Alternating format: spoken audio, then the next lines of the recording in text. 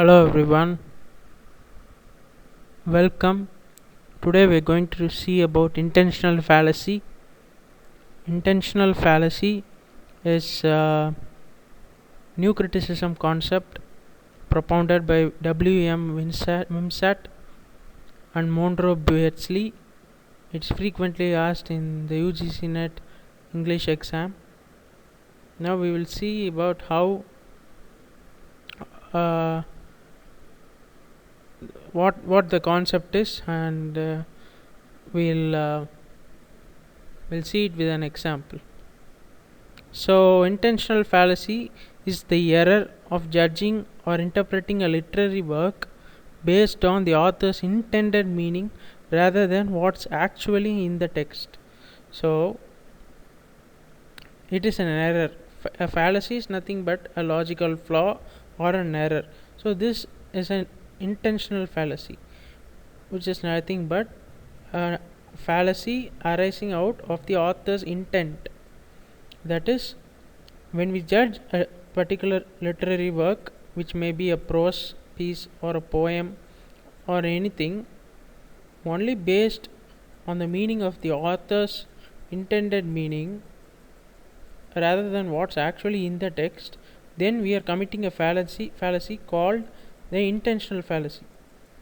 So, next, it argues that the author's stated or presumed intentions are irrelevant to evaluating the work. The text must stand on its own. Once a work is published, meaning belongs to the text, not the author's private mind. So, this is very important. Once a work is published, meaning belongs entirely to the text. It does not necessarily be restricted to the author's private mind alone. If we do that, we are committing the fallacy of intention.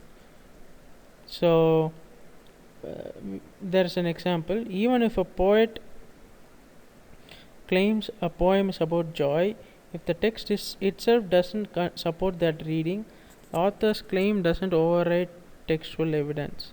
So, for example, if a poet writes a poem about joy, if the text does not seem to have any undertones of joy in it, then the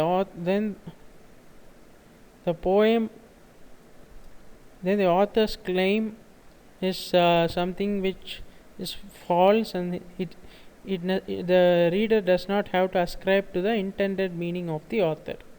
So, this is what it is. The word intended is the key here. The fallacy here is restricting the meaning of the said text to the author's or the poet's intended meaning alone. There are multiple meanings that can arise out of a text, but intentional fallacy is ascribing only the author's intended meaning while conveniently neglecting the many other possible meanings. Imagine you wrote a story. I'll give you another example. You wrote a story. You wrote it thinking it was about a brave dog saving its family, their owners. But when your dog reads it, when your friend reads it, they think it's actually about being scared of the dog, because that's his perspective of reading it, because that's the part that stuck with them. So, it's his perspective. It doesn't necessarily have to be the perspective or the intentional meaning of the author alone. Anyone who reads can construct their own meaning. So, intentional fallacy is, just because the writer meant one thing doesn't mean that's the only right way to understand that story. What matters most is what's actually written on the page, not what was in your head when you wrote it. Two smart people call it a mistake, a fallacy, to only trust the writer's opinion about their own story. So, what the author wanted to say isn't the final answer. What is written down is.